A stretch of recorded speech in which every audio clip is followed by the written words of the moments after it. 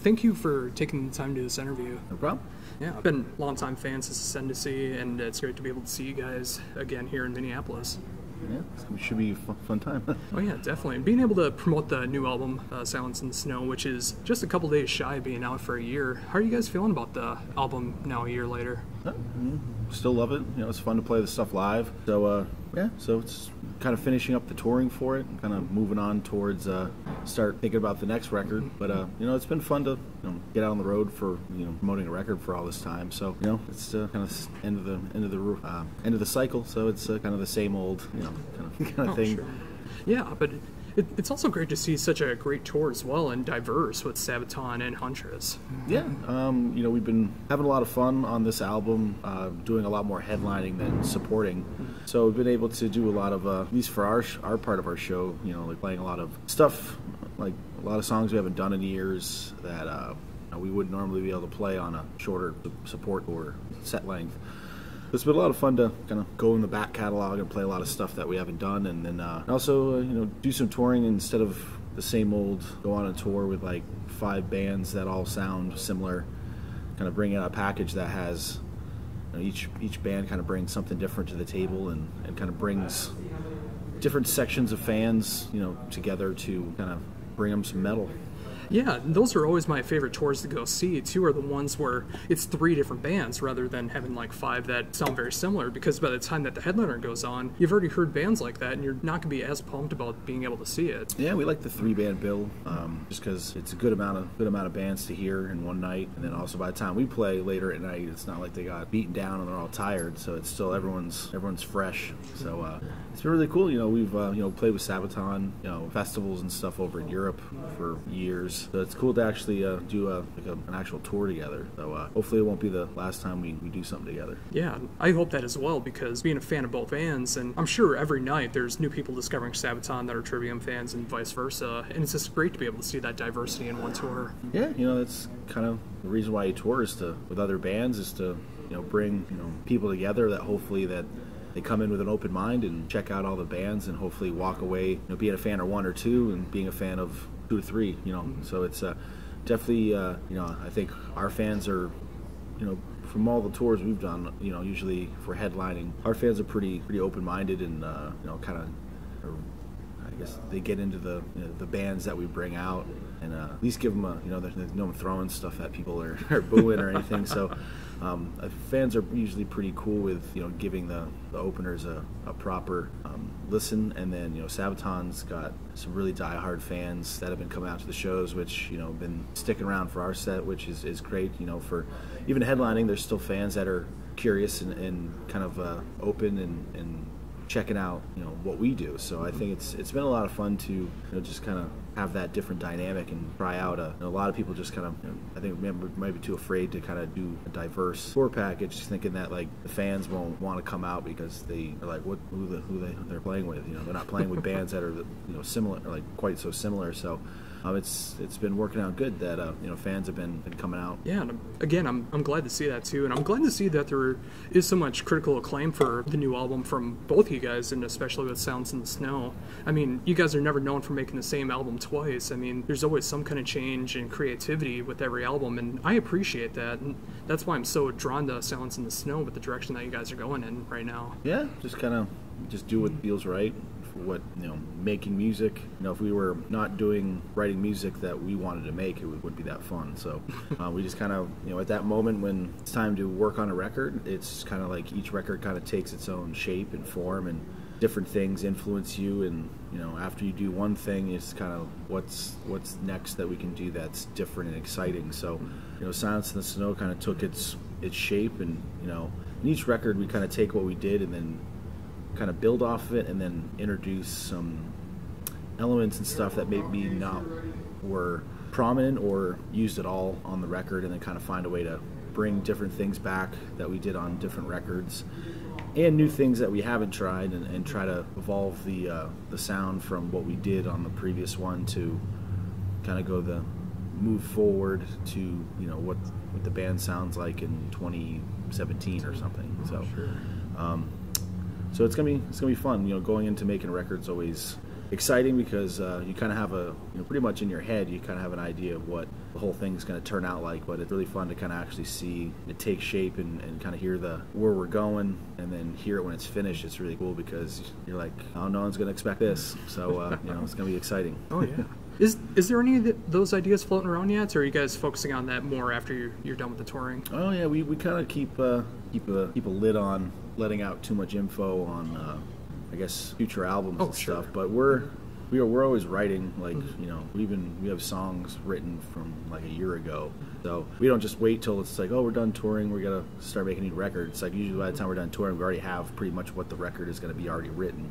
So we have tons, pretty much we've narrowed it down. We've had, from all the songs we've written, since this record came out, we had to kind of narrow it down to a smaller amount because we had so many different ideas. So, we're pretty much, we've been working on it for a while. So, we just need to get off the road and then have the time to kind of focus just solely on that, just kind of still in demo mode, kind of, fine tuning stuff. And then it's just kind of all getting into a room and kind of like, ironing everything out. So it's, still early on, but, at least in our process, we're kind of got a good head start, and then it's just all kind of wrapping up the touring and then just kind of shift from touring into just the creative process. So that'll be mostly what we're spending a good chunk of next year doing. Oh, very cool. So do you find it much of a challenge to write while you're on tour, or is it easy for you to write when you're on tour? I don't write on tour at all anymore. None of us do. I think it helps just kind of stepping away from it, just enjoying playing the shows, and then once you get off tour, usually kind of without even really thinking about it, different ideas. Pick up a guitar, you get your recording station, and then next thing you know, you got a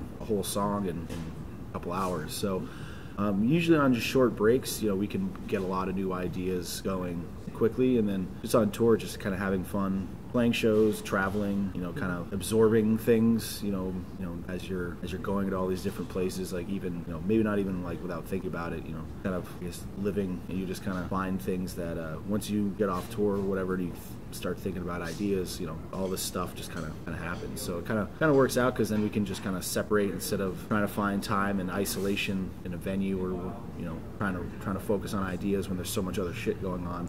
Kind of found it not as productive, so we kind of leave that for at home, and then you can kind of get more work done in less amount of time with kind of having the focus and no distractions and everything. So we're just kind of kicking it on tour. Yeah, and you should be able to do that too. I mean, with how strenuous touring can be, with Minnesota always being quite far from your next tour stop, whether it's like Winnipeg or Chicago or Colorado, depending on different tour schedules. Just like having to worry about writing for your next album is a bit of a challenge on tour, and just being able to just get to the show, warm up, set up everything, and just play the show. I mean, it's great to just be able to focus on that, plus the other stuff that goes with touring, rather than just having to write for a new album. Yeah, it's more fun. Just relax and chill. And usually we just kind of, if you're playing guitar all day, usually we kind of find, at least for us and me personally, and even some of the other guys, we don't really like pick up our instruments until we go on stage. So I've tended to, like, if I practice a lot during the day, and then I go up on stage, I don't really play that good, but if I just play for like 5 minutes before we go on stage, I usually play better. It's kind of saving all your, I guess, your ammo for the show, instead of, just playing all day and then you're just kind of done. So just kind of, don't really, sit around and play guitar all day. That's just kind of how it works for us, is just kind of save all that for the show and not think about, kind of use your day to just do whatever you want, and kind of have as normal a day as you possibly can. And being on tour, the show is the job, and then not have to think about the other half of your job, writing music all day, and then it's like working 2 jobs every day. Mm-hmm. So it's kind of, usually everyone just kind of during the day is just chilling, doing their normal routine of, getting a workout in, or, just relaxing if they are tired, just make sure that everyone's had a good day where they feel good about, going into having a killer show. Yeah, that's a great way to look at it. And with this headlining tour, you mentioned earlier that you're getting to play some of the songs you're not always able to do when you're doing a support slot, or sometimes even a smaller headlining slot. Was it natural to be able to go back and play those songs, or did it take a bit to be able to get those songs rolling again? No, old stuff usually is pretty automatic for at least the three of us. It's just, you know, getting a lot of older material to be able to play live is, you know, we just needed a fucking drummer to learn them. So a lot of the stuff we hadn't played because, you know, having to switch out drummers, you're just always playing catch up. So just been, you know, once he gets, you know, we've been doing, you know, we learned like kind of like a list so we could go out and play, and then as we've been playing, we've been like, you know, giving a couple songs, learn these ones, and then if, you know, once we feel good about those, you can kind of rotate them in the set. So, you know, going into this tour, we had about like 30-something songs we rehearsed that we've just been, you know, throwing different songs and going online, finding out what we played the last time we came through, and make a set that has a lot of stuff of, you know, for the people that come and see us every time we come through the area. You know, we'll play a bunch of stuff that we didn't play last time to kind of make it exciting and fresh. So we've been doing that. It's kind of fun instead of you know, playing the same thing every night where it comes kind of I guess automatic. You know, it's kind of like, oh, we don't, you know, playing songs you don't play every single night makes it fun for us too, since it's, you know, you don't get like in that just kind of redundant everyday Groundhog's Day kind of vibe where everything's the same songs and feels like the same show, you know. So yeah, and that's very cool for me, having seen you guys as much as I have, and knowing that you guys are trading out songs and having fun playing material from the entire discography. I mean, when you guys are having fun on stage, it's more fun for the audience as well. Yeah, I think it's cool. You know, there's so many bands, you know, in our experience from touring and playing festivals and stuff, there's so many bands that I'm surprised fans don't revolt, because it's like, even bands we play festivals, I know they play the same set list every show all the time. They open with the same song, they close with the same song, they have them in the same order, the same shit, and it's like, I can stand there and I'm like, oh, I know what song's next, and I call it out and they play it. It's like every time. There's so many bands that just kind of stick to like a core amount of songs, even though they have like 6 or 7, you know, multiple albums, and it's like you only play the same crap from every album. It's like those are big songs, but it's like if a diehard fan, it's like I always appreciated when a Metallica or a Megadeth, Slayer, Iron Maiden, all my favorite bands, you know, going to see them, they'd play like that deep cut that's like, oh, I wouldn't expect them to play that song, or play an old song from an early record that they haven't done in a really long time, instead of like, you know, opening every show with Enter Sandman. It's kind of like, okay, you know, it's like, you know, they're always mixing the setup and bringing old songs back, and I always think that as a fan it's always cool, because it makes you want to go see them every time, because you're going to get something different instead of, you know, I've seen some bands, or we played festivals with a couple bands where it's like, wow, they played that same set 4 years ago. It's like, Jesus Christ, and you get in a rehearsal room and, you know, don't be a fucking lazy bastard, you know. It's like you have, you know, if you have like 7 albums with like 10 to 12 songs on it, and you're only playing like the same 15 songs, there's a lot there that you can do and play that I'm sure fans would appreciate. So we're you know, try to have as many songs to play in our catalog and not be one of those bands that, it's kind of like, to me it just seems lazy to just play the same few songs every single time. So, you know, we do some deep cuts, and I'm sure there's some fans out there that are Trivium fans, that probably even still unfamiliar with, you know, some of the random songs we might throw in at any given time. So it's fun, you know. We have you know our names on the record, so it's like, you know, we're proud of all the records. So, you know, we want to play as many of the songs as we can, and you know, you might not play a song for a couple years. It's like, dude, let's fucking jam that one again. It's like always a fun song to play. Let's do it. So hopefully fans pick up on that and appreciate the effort. Yeah, I'm definitely getting that impression now, and that just makes me more excited to be able to see a proper headlining tour from you guys here tonight in Minneapolis.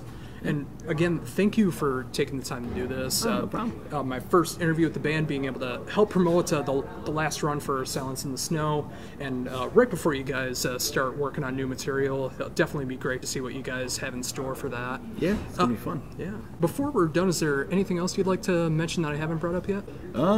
Well, since the record, you know, it's not, I guess, super new anymore, so if you haven't heard about it, then, you know, kind of living under a rock, I guess, but I guess right now, since we don't really have a whole lot going on, it's just we'll just, you know, keep an eye out on all our social media stuff, or whenever eventually there's going to be something new to talk about. So I guess just keep an eye out for anything related to new stuff on the horizon. But that'll be I'm sure you'll start seeing new info about new Trivium stuff sometime maybe next summer, something like that. I don't know.